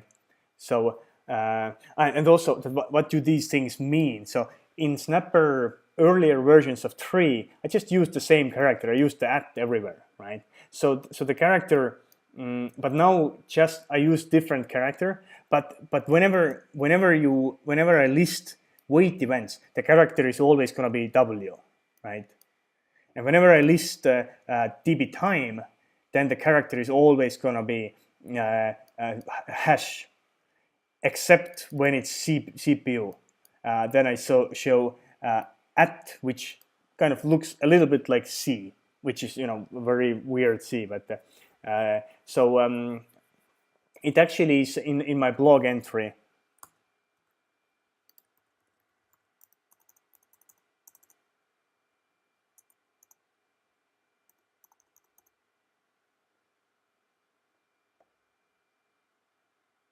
Yeah, if you just scroll down, so there is one of the blog entries where I announce Snapper 3.6 or something like that, and the legend is there. But I only use these 3 different characters, and they really don't mean anything. So they all used to be the same character, but now I just use different character depending on which section I'm printing here. So just you see that, hey, this long thing is a wait, and also what does 100% mean, right? So again, there is this granularity error, or this, I don't know, measurement error when I run Snapper for 5 seconds only. But what this means is 100% of time. You see, when I run Snapper, I say for how long to run. So I know how long I ran, how long the Snapper was running, right? So I know what is the total time in this measurement. I know that I should have 5 seconds. So 5 seconds is that 100%, right? So, and if thanks to some error or some issue, a bigger number is reported, I'm not going to draw the graph out here. I'm just going to max it out at this 5 seconds. So how I read it is that, for example, SQL execution took 6.8%. 6.8% of what? Well, of this 5 seconds.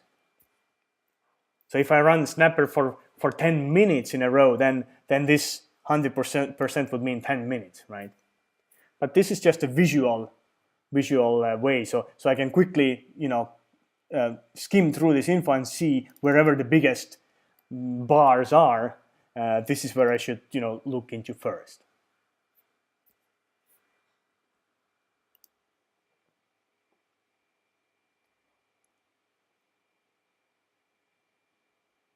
So let me go back up.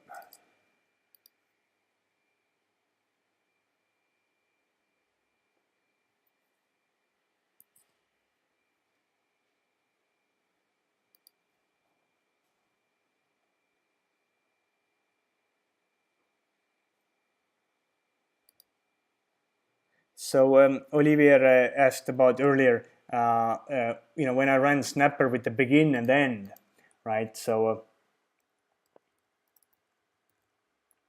like this, right? So is it possible to compare, just like Tom Kite's run stats has, Tom Kite's run stats also has begin, middle, and end. So I can run 2 different queries, or with a little change, right? And then it will actually compare it will show me the difference between these two runs, right? So Snapper right now does not have it. So right now I can just do begin and end, and perhaps if I really want to use Snapper for this for some reason, you see it's comma separated, right? So you can load it into Excel really easily. Okay, so but I already have started this syntax. So what I want to do is something like this. I will say begin is like test1. I think it even takes the syntax, but it doesn't do anything yet right now. So begin is test1. I do whatever I want, and then I will say end is test1. And I think right now it just prints the output already, but basically you will be able to have different snapshots here. Right now you cannot, but I want to have like different snapshots. So to have test1, test2, test3, or whatever, with the index, without the index, and I would still keep this in a memory array somewhere, and then you can run diff, perhaps diff test1, test2, or something like that. But I'm first gonna make Snapper4 stable, with the features it has right now before I add anything more.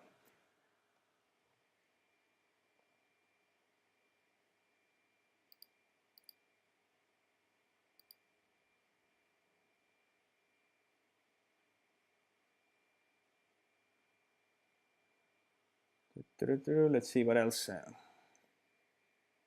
So Marcus asked, I think I already explained it, where the begin snapshot data is kept. It's a ref cursor. Yeah, so I think I got to the beginning of the questions. Let's see if there's anything else. Sergey asked that whether I can use hash options with the begin and end. So there is this hash1, hash2. If you look into the code and the documentation in the script to see what they mean, you can actually report different metrics. Let's actually do that. Hash3, like a different breakdown of this hash.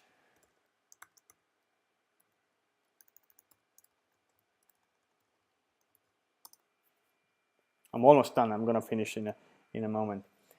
So you can actually report multiple different, up to 4 different breakdowns. It's defined in the script. Well, it didn't work right now, so I'm gonna ignore it. So maybe I need to add the stats here as well. But when you use begin and end, then there is no hash here, because when you use begin and end, then between that, this session is idle. It's doing nothing. It cannot sample this hash data. However,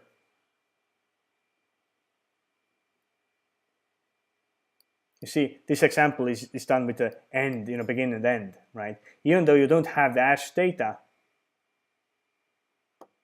then you still have the wait events, because these wait events. That's why there are 2 sections.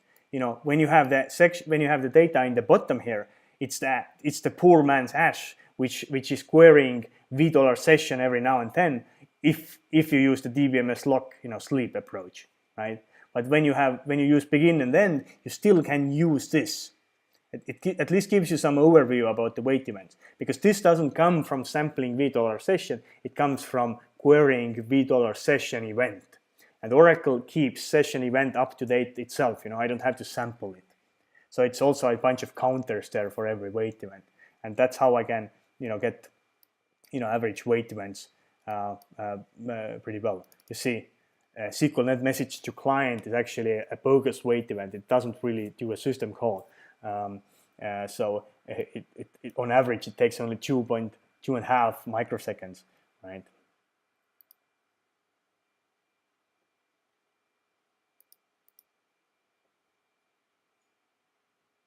So Ray asked that, can I use sort of a snap ID and end snap ID? So can I use snap IDs? Well, this is what we'll have it doesn't work right now. I started, so the sort of, I already checked for the value of this parameter, but I don't really store different snapshots right now. But I plan to have it. But again, so this will be still like a ad hoc troubleshooting tool and the developer tool for checking a query every now and then, or quickly checking some metrics for a query. I would still say that as a long-term strategy for troubleshooting, whenever you see repeated problems, you should find a way how to kind of build something into database for diagnosing these issues. In other words, Oracle's active session history is a really awesome starting point. So, especially if the problem happened in past, right? So with Snapper, unless you run it in tracing mode, which is also possible, then the problem has to be ongoing if you want to troubleshoot it. Okay, so I think I gotta finish. There will be once I've kind of finally released Snapper and the final version of 4.0, which is not beta anymore, then I will write something as well. So you wouldn't have to listen through the 2 hours every time you want to recall something. So again, I put it into chat. I will just put it once more. I think I'm not gonna announce it in my blog yet, because I want to